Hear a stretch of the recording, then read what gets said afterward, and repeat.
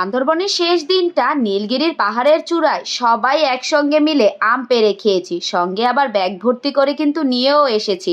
সাথে বাচ্চাদের সঙ্গে আমরাও বাচ্চা হয়ে একই সঙ্গে ঝর্ণায় ভিজেছি।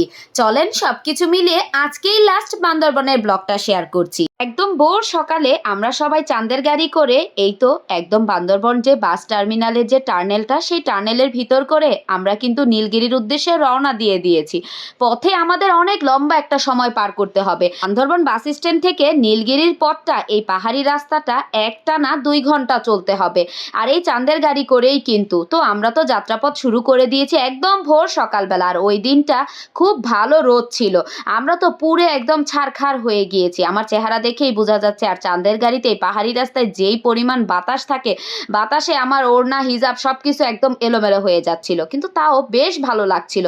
একদম ছোটখাটো একটা রোলার কোস্টারে উঠেছি, ভাবটা এমনই ছিল, কারণ চাঁদের গাড়িটা এই পাহাড়ি রাস্তায় আঁকাবাঁকা রাস্তায় এইভাবে যায়, আমরা তো এক পাশ থেকে আরেক পাশে চলে যাই, মানে কোনো রকম যদি একটু হাতটা ছেড়ে বসা হয়, একজন আরেকজনের কোলে যায় পড়ার মতো অবস্থা। তো যাই হোক, এটাও একটা আলাদা একটা মজা ছিল। আমরা কিন্তু কোনো অংশে এই চাঁদের গাড়ির যেই ট্যুরটা আমাদের খুব ভালো লেগেছে, যদিও আমরা অনেকটা সকালে যেহেতু বের হয়েছি, আমাদের তো এই বান্দরবন আসার পর কোনো রেস্টই নেই।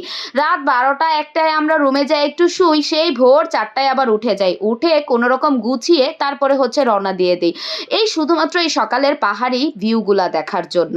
এই পাহাড়ের মাঝখানে যে মেঘগুলা জমে থাকে, এইগুলা দেখার মধ্যে যে কি শান্তি, সেটা না দেখলে বোঝা যায় না। আর এই ভিউ দেখতে দেখতেই আমরা থানচি চলে এসেছি। এখানে হচ্ছে একটা চেকপোস্ট ছিল, আমরা গতকাল রাতেই কিন্তু এখানে নীলগিরি আসার আগের রাতে সব কাগজপত্রগুলা কিন্তু আমরা গুছিয়ে নিয়েছি। আমাদের গাড়ির ড্রাইভারই বলে দিয়েছিল আমাদের এনআইডি কার্ড লাগবে, বাচ্চাদের হচ্ছে বার্থ সার্টিফিকেট লাগবে, ওদের স্কুল আইডি লাগবে, এগুলো সব কিছু আমরা এর আগের রাতে প্রায় রাত 12টা পর্যন্ত কিন্তু সব অ্যারেঞ্জ করেছি। এরপর এখন হচ্ছে আমরা একে একে করে সবাই চেকপোস্টে এগুলা দেখানোর পরে আমরা আবারও রওনা হয়েছি। মনে হচ্ছে রাস্তা যেন শেষ হচ্ছে না, না পাহাড় শেষ হচ্ছে না। এই যে যাত্রা শুরু করেছি, ঘন্টাখানেক তো আমরা চললামই, কিন্তু তারপরেও আবার চেকপোস্ট থেকে আরো ঘন্টাখানেক চলতেছি। মনে হচ্ছে শুধু পাহাড়ে উঠেই যাচ্ছি, কোনো একটু সরু পথ নেই, নিচু পথ নেই, শুধু পাহাড়ে উঠতেই আসি। এই উঠতে উঠতে আরো 1 ঘন্টা কিন্তু আমরা এসেছি। এরপর আমরা নীলগিরিতে এসেছি। আসার পর আমরা সবাই নাস্তা করেছি আগে। আর এতটাই ক্ষুধা লেগে গিয়েছিল আমাদের, আমরা তো একদমই ভিডিও ক্লিপ নিতেই ভুলে গিয়েছি। তারপর নীলগিরি এসে আমরা তো এদিক সেদিক ছুটাছুটি করলাম, মানে বাচ্চারা একদিকে আমরা একদিকে, তারপর কি আর জামাইগুলার তো আরেক সাইডে রেখা দিছি, এরা কোন পাশে গেছে কে জানে। আমরা এখানে আমরা বাচ্চাদের নিয়ে এখানে মজা করতেছিলাম, গাছে উঠাই দিছিলাম ছাদকে, আর আমরা সবাই মিলে এখানে আম পেড়ে খাচ্ছিলাম। একদম ব্যাগ ভর্তি করে এই গাছটা থেকে আম পেড়ে নিয়েছিলাম, অনেকগুলো আম পেড়েছি, যদিও এই আমগুলো অনেকটা বড় বড় ছিল। আর এই পাহাড়ি আমগুলা খেতে অনেকটা আমড়ার মতো টেস্ট লাগে। আমরা তো এখানে অনেকগুলো আম পেড়েছি, হয়তোবা গাছ থেকে অর্ধেক আম আমরাই পেড়ে নিয়েছি, সবাই মিলে একসঙ্গে খেয়েছি। এখন আবার আমরা হচ্ছে হেলিপ্যাডের দিকে যাচ্ছিলাম, নীলগিরির যে একদম চূড়া, সেই চূড়ার দিকে একদম পাহাড়ের দিকে উঠছিলাম। আর সবাই আমাকে ফেলে ফেলে রেখে গিয়েছে, এখন আমিও আস্তে আস্তে করে উঠছিলাম, কারণ সবার দেখার খুব আগ্রহ যে কি ওই পাশটা। একদম লাস্ট পয়েন্টে আমরা এসেছি, এই তো হেলিপ্যাডের রাস্তাটা। আর এখানে হেলিপ্যাডের এই জায়গাটায় ছাদ ঘুরতেছিল, ও নাকি হেলিকপ্টার, এই জন্য। তারপর কি আমি একটু ভিউ দেখলাম, আল্লাহ ভিউ দেখে তো আমার চোখ পুরা মানে আমি একদম শান্তি, মানে আমি বুঝাইতে পারবো না যে আমার চোখ শান্তি হয়ে গেল না আমার কলিজা শান্তি হয়ে গেল, মানে আমি খুশিতে মানে আত্মহারা।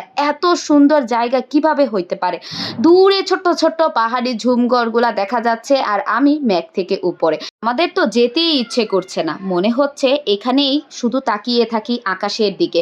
তো লাস্ট বারের মতো আমরা একটু একটু করে সব দিকটাই দেখে নিচ্ছিলাম। আর বাচ্চারা এবারের ট্যুরে ইচ্ছা মতো যে যার মতো মজা করেছে, কোনো রকম বাধা নেই। এমনিতেও আমরা কোথাও ঘুরতে আসলে বাচ্চাদের কোনো জায়গায় কোনো বাউন্ডারি দেই না, বাস বাচ্চারা ইচ্ছে মতো ওদের মতো করে ওরা লাফালাফি নাচানাচি সবটা করে নেয়। তারপর আর কি, এবার হচ্ছে লাস্ট একটু করে আমরা এখানে এই যে বাস স্টপ যে আমাদের গাড়ি ছিল, সেখানে আমরা এসে লাস্ট একটু ভিউ নিলাম। এতটা সুন্দর, আপনি যেই পাশ থেকে তাকাবেন সেই পাশটা থেকেই আপনি পাহাড় দেখতে পাইবেন। আর লাস্টে একটু করে ক্লিপ নিয়ে তারপর আমরা যাচ্ছিলাম আমাদের নেক্সট ডেস্টিনেশন, সেটা হচ্ছে চিম্বুক পাহাড়। সেখানে আমরা যদিও নেমে আর পাহাড়টায় উঠিনি, আমরা ওই নীলগিরির পাহাড়ের চূড়া দেখে আমাদের কলিজা ঠান্ডা হয়ে গিয়েছে। এখানে এসে শুধুমাত্র আমরা খাওয়া দাওয়া করেছি, হালকা পাতলা চা, নাস্তা, ফল এগুলাই খেয়েছি। তারপরে একদম সরাসরি আমরা ঝর্ণাতে চলে এসেছি। আমাদের যেমন খোলা আকাশ পাহাড় পছন্দ, তার চেয়ে বেশি পানি পছন্দ। এই জন্যই তো আমরা, আমাদের বাচ্চারাও কক্সবাজার সাদা পাথর এত বেশি পছন্দ করে। আর এই যেইমাত্র ওরা হচ্ছে ঝর্ণা দেখলো, একদম সব ঝাপায় টাপায় নেমে গিয়েছে। আমাদের বাচ্চাদের সঙ্গে আমরাও বাচ্চা হয়ে কিন্তু নেমে গিয়েছি। ফার্স্টে আমরা একটু দেখে নিলাম কে কিভাবে এইভাবে ঝর্ণাটাতে কি গোসল করা যায় কিনা, ভেজা যায় কিনা। যেই দেখলাম যে কোনো রকম একটু ভেজা যাবে, ওই অমনি করে আমরা সব ধুমড়ে মুচড়ে বোনরা সব নেমে পড়েছি। একদম আমাদের জামাইরা হইতেছে পাহারা দিতেছে, আর আমরা হচ্ছে এখানে ঝর্ণার মধ্যে ইচ্ছা মতো করে ভিজেছি, স্লিপ করেছি। বাচ্চাদের নিয়ে আমরা ইচ্ছা মতো করে বাচ্চা হয়ে গিয়েছি। তারপরে একদম ভেজা টেজা শেষ করে আমরা রুমে চলে আসছিলাম। আসার পর একটা ঘুম দিয়ে এবার আমরা রাতের খাবার দাবার খেতে এসেছি। এরপরই আমরা গাড়ি করে বাড়িতে চলে আসব। তো এই তো ছিল আজকের মতো, টাটা বাই বাই।